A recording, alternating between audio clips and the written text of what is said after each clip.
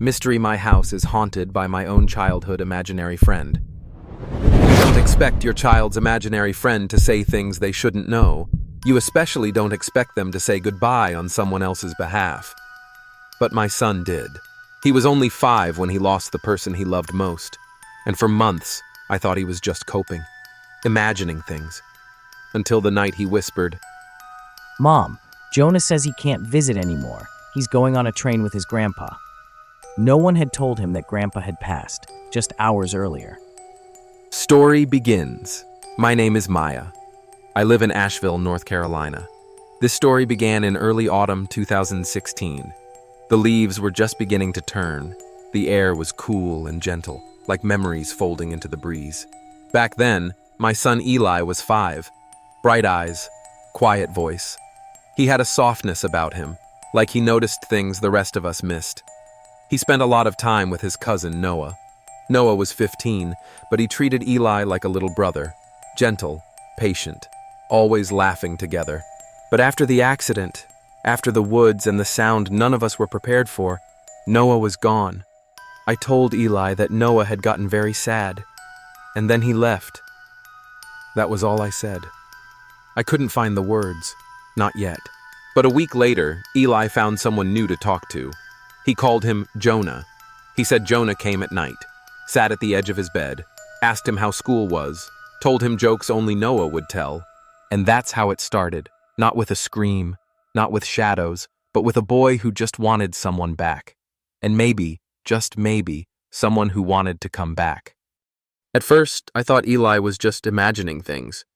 5-year-old kids all go through that phase, creating invisible friends to fill a kind of emptiness they themselves can't name. But imaginary friends, they don't usually whisper after midnight. I started hearing voices coming from Eli's room. Not loud, not clear, just soft whispers, steady, always at exactly 9 p.m. I used to stand just outside the door left open just a tiny crack, just enough to hear my son giggle softly, then go silent, like he was listening to someone reply. One time I gathered enough courage to push the door open. Eli was sitting on the bed, nothing unusual, but his eyes, they weren't looking at me, not at the screen. They were locked on a corner of the room, where no one was. I asked, "Who are you talking to?" He answered, "Jonah. Don't you see him, Mom? Jonah always comes when I'm sad. He told me not to cry anymore because he'll sit here until I fall asleep." And that was the first time I ever heard the name Jonah. In the days that followed, I noticed myself starting to pay closer attention to every little movement in the house, like how the lights in Eli's room would flicker every night, even though the wiring had been checked not long ago, or how the little orange toy car, the one Noah had given Eli, kept lighting up even though the batteries had long died. Those things, I still tried to rationalize, until the night I heard that voice. Not Eli's voice, not anyone's voice in this house. One night, I woke up to a sound like wind howling through the window, even though all the windows were shut tight. I quietly walked through the living room, and then I heard a whisper. "He misses me. I miss him too." That sentence, soft as a breath, yet clear as if it were spoken right next to my ear. And I froze, standing there, while the whole room turned unnaturally cold.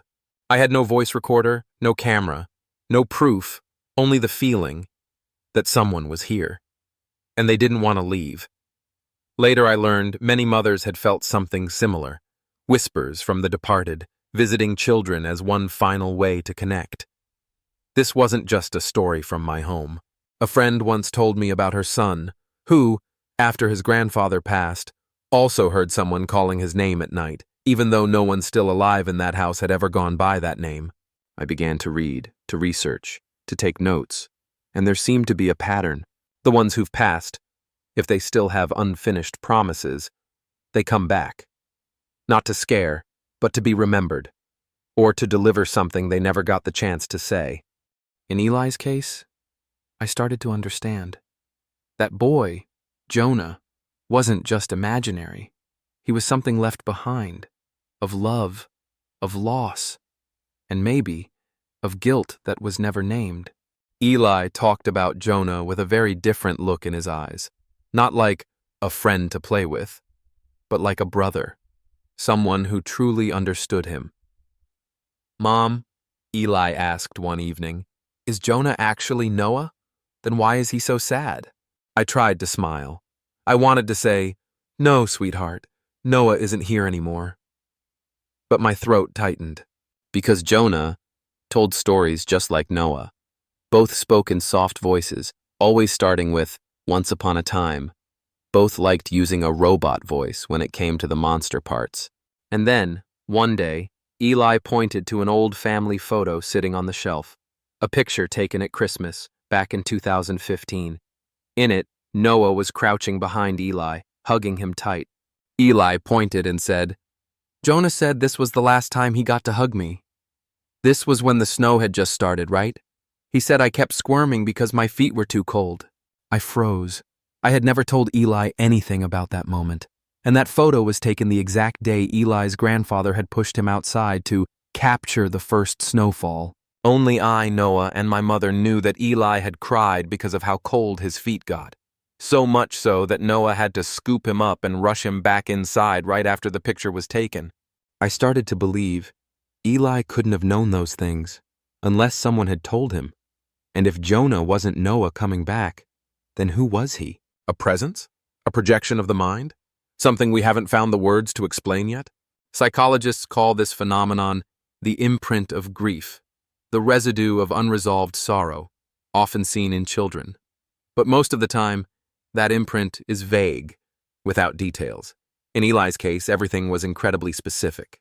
I read about a case in Canada, a 4-year-old boy named Lucas, who described exactly how his grandfather fell from a ladder and had a stroke, even though he'd been at daycare at the time. Later, home security footage showed that no one had ever discussed the accident in front of Lucas. Not once. Lucas said, "Grandpa came and told me. He said not to be scared of the stairs." Eli said something similar. "Jonah told me not to be scared of ambulance sirens, because he wasn't scared then, just a little sad, because Mom cried really loud." Noah died on the way to the hospital.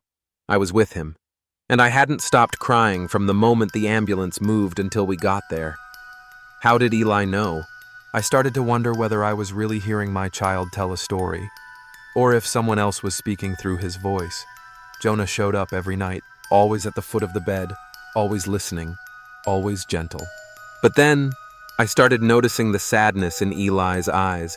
It seemed like Jonah wasn't just there to play. He came to say something, to repeat it, every night, like someone who didn't want to leave, because something was left unsaid. One evening, Eli told me, "Jonah doesn't want to tell stories anymore. He just sits there, looking down at the floor. He told me not to trust the knocking. If someone knocks 3 times, don't open." I shivered. I had never taught my son anything about superstitions. I'd never mentioned the rule of 3 knocks from folklore, the one where people believe a restless spirit announces itself by knocking 3 steady times. But that night, as I was getting ready for bed, I heard knocking. 3 knocks. Clear. Deliberate. Coming from the back door. The wooden one I rarely used, the one that always stayed locked behind the kitchen. I froze. There was no one outside. Not a soul. No dogs barking. No wind. Eli couldn't have known. I hadn't told him what happened. So why did he say the next morning, "Mom, Jonah said you heard it. Do you believe now?" I started checking the entire house. I bought an EMF meter, the kind ghost hunting teams use. Not because I believed, but because I needed to be sure. Everything was normal. No strange readings, no flickering fields. But the feeling, something still didn't feel right. I felt someone watching me while I did the dishes. I heard the wooden floor creak softly at 3 a.m., right outside my bedroom door, in a spot no one could pass without opening 2 locked doors.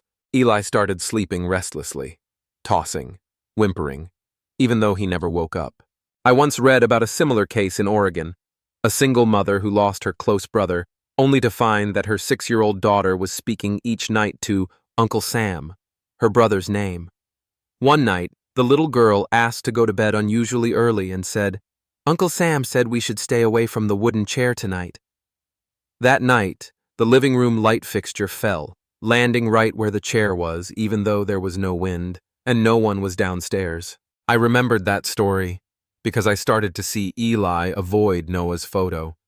He used to gently run his fingers along the glass every time he passed by. Not anymore. Now, he stepped back. He looked at it like it was looking back at him. Once I asked Eli, "What's wrong, sweetheart? You don't want to look at Noah's picture anymore?" He stayed quiet. After a while, he said softly, "Jonah doesn't like being looked at when he's sad. The picture makes him remember." He said, "If I keep looking at it, everything will start again."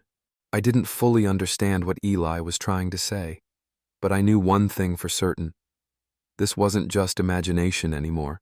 It wasn't just memory. It had become presence. Something, or someone, was still here. Not because they wanted to scare us, but because they weren't ready to leave.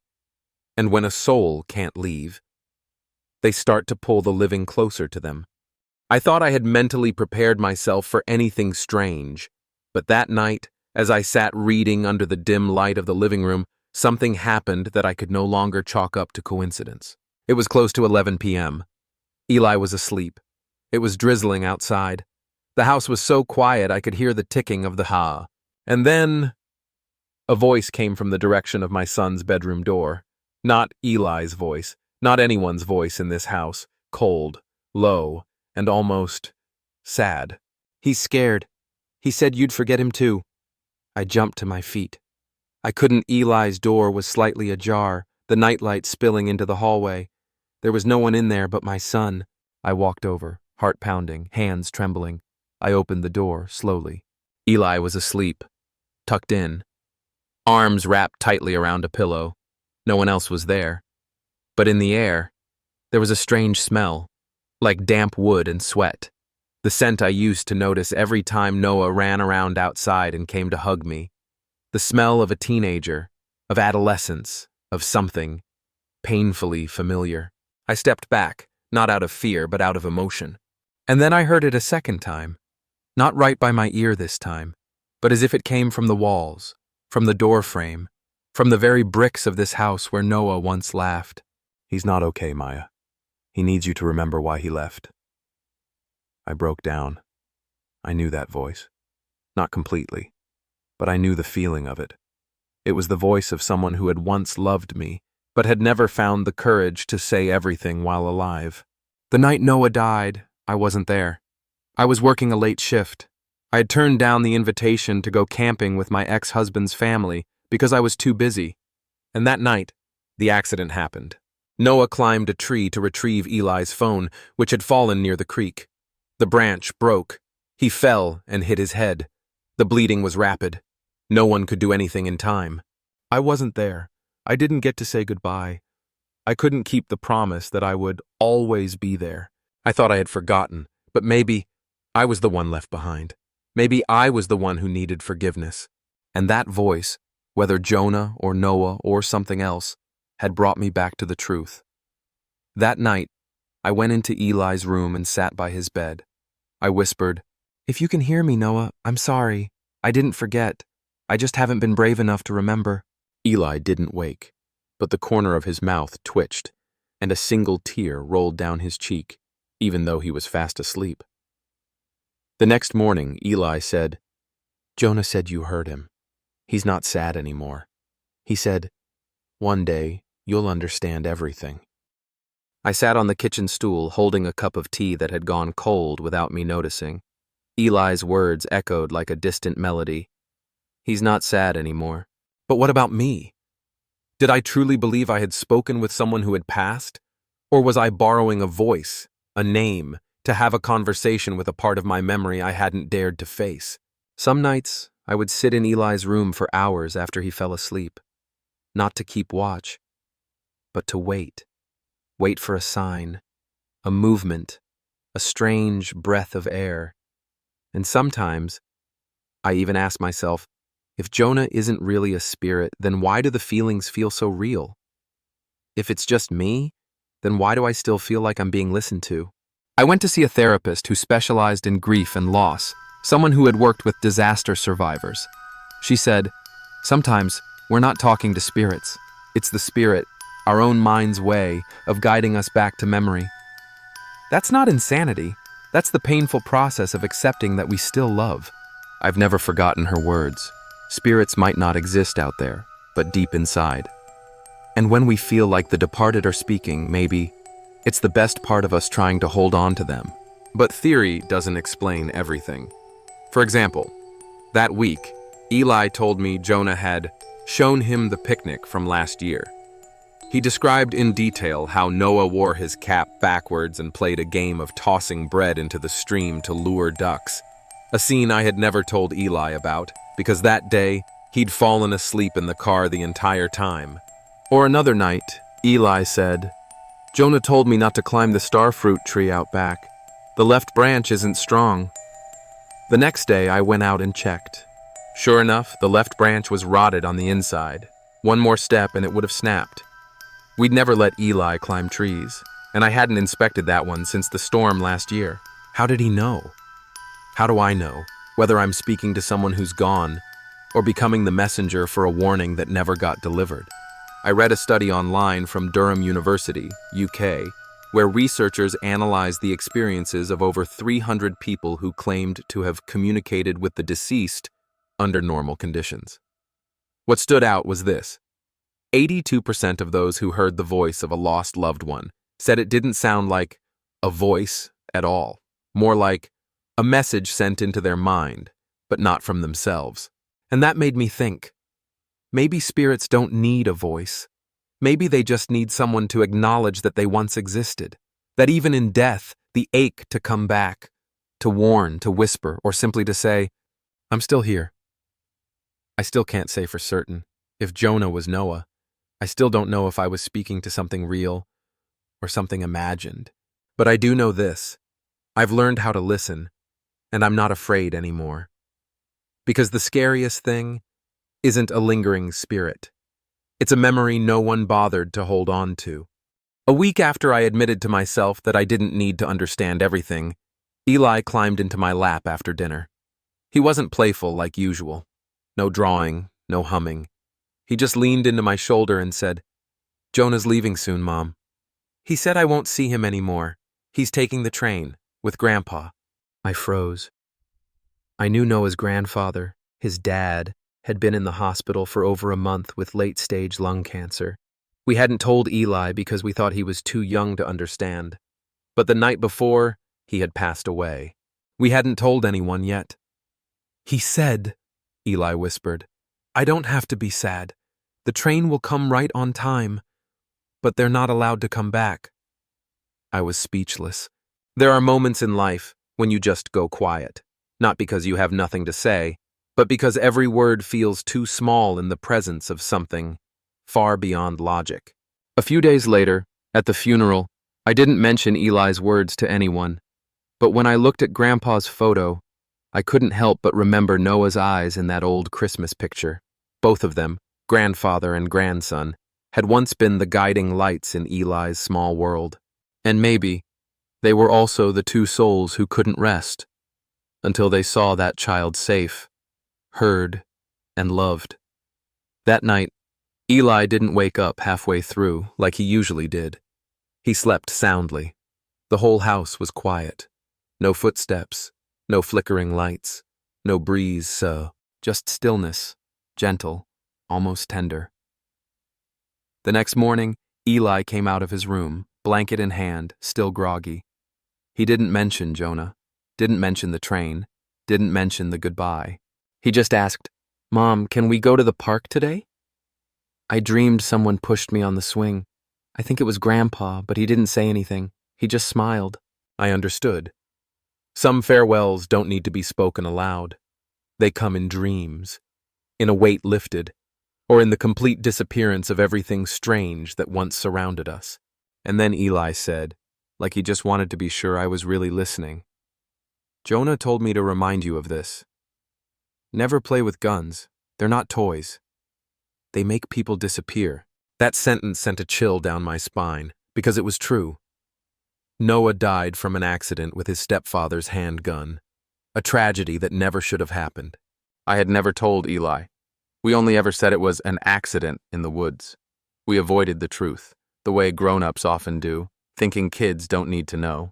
But something, or someone, disagreed, and found a way for my son and me to understand that truth needs to be spoken, even when it hurts.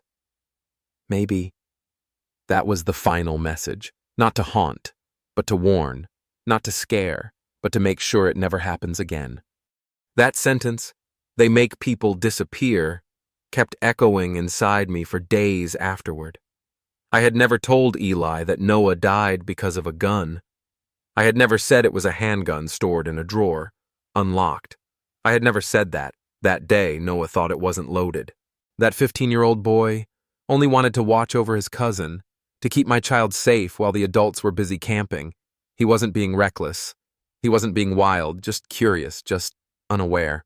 I don't want to blame anyone, but I used to live with the haunting thought, if only that gun hadn't been in the house that day. And now I understand. Noah, or Jonah, just wanted that truth to be said, once, out loud, from an adult's mouth. I once read about a little boy in Colorado, just 6 years old, who accidentally shot and killed his 2-year-old sister after finding a handgun in a nightstand drawer.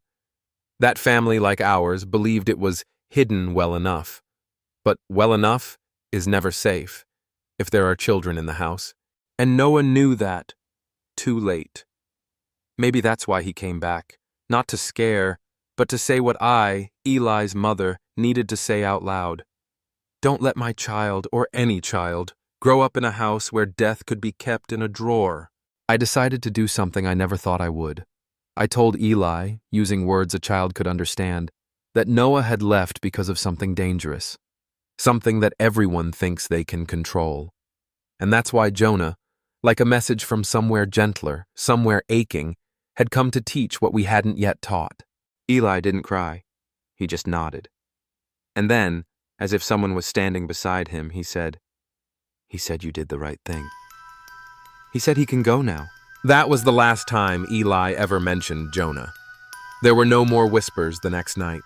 No shadow near the doorway, no flickering lights, no knocking sounds. Just peace. Real, quiet peace. I don't know what would have happened if I had never spoken the truth. Maybe Jonah would still be there. Maybe Eli would still hear the warnings. And maybe that grief would keep echoing through dreams until someone was willing to listen.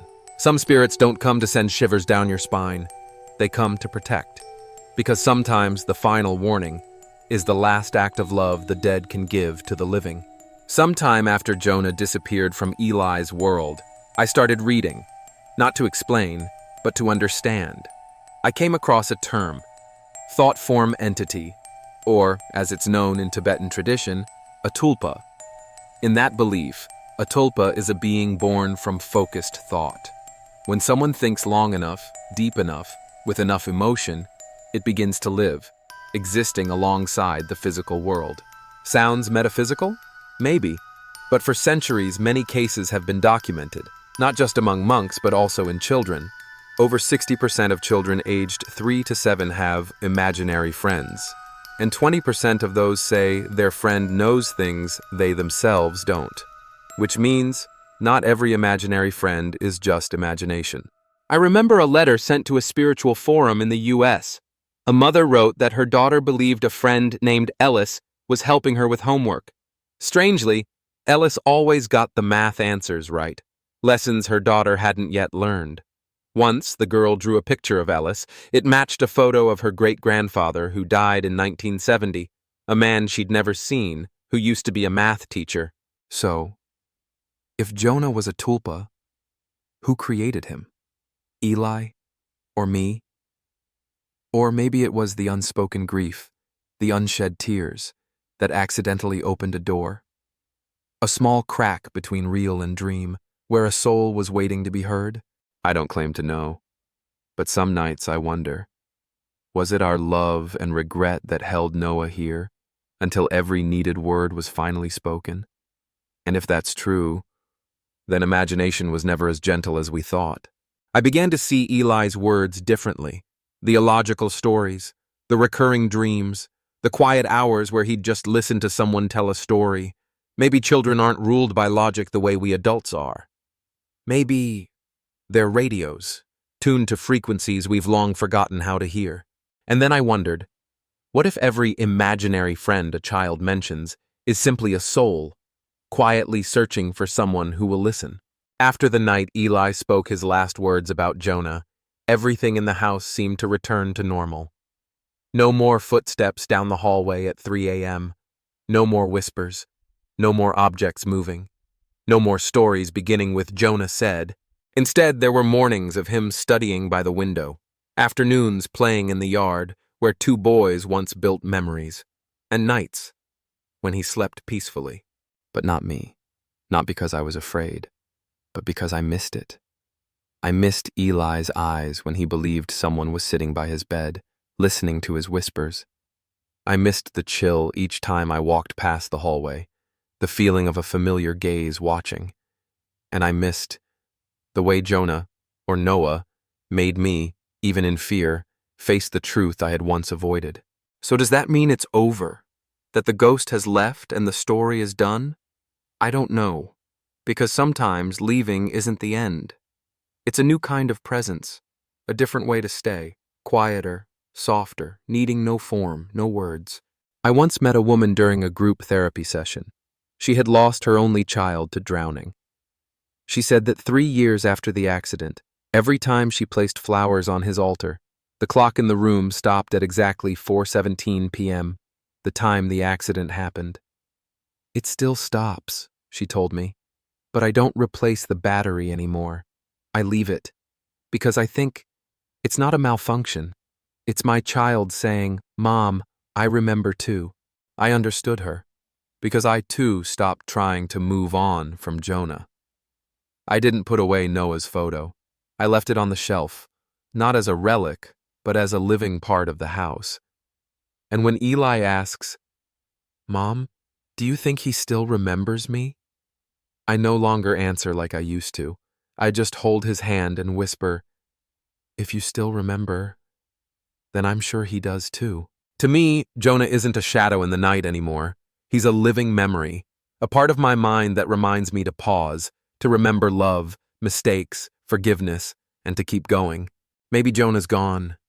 Maybe Noah has found peace. But love hasn't. It's still here, soft as a breath, steady as a promise never needing to be said aloud. I once thought the end of a strange story would be something clear, an appearance, a message, a shadow, then silence. But sometimes the most haunting thing is the silence. No more knocking, no more figure down the hallway, no more voice in the wind. And it's that absence that lingers more than anything that ever happened. Once Eli, now older, more aware, asked me, "Mom, if Jonah came back, would you be scared?" I didn't answer right away. I looked at him, at those eyes that once saw what adults would never believe. Then I said, "No, I wouldn't be scared, because if he comes back, I believe it's because something still needs protecting. In a world this busy and loud, we rarely stop to hear the silence. But for me, after everything, it was in that silence that I heard the most. A forgiveness, a farewell, a warning, and a love that never really left. Some nights, I still sit alone. No lights, no TV, no night lamp. I let the room fall into quiet, and I listen. Not because I hope someone returns, but because I don't want to forget what it felt like. To be loved so deeply someone couldn't bear to leave, even if only as a whisper. I believe all of us have heard those whispers, at least once. A wooden chair creaking when no one's there, tiny footsteps passing when you're crying, or just a dream where someone long gone returns just to say, "Don't forget me." And if you've ever heard it, ever felt it, ever believed in something quieter than words, then you'll understand.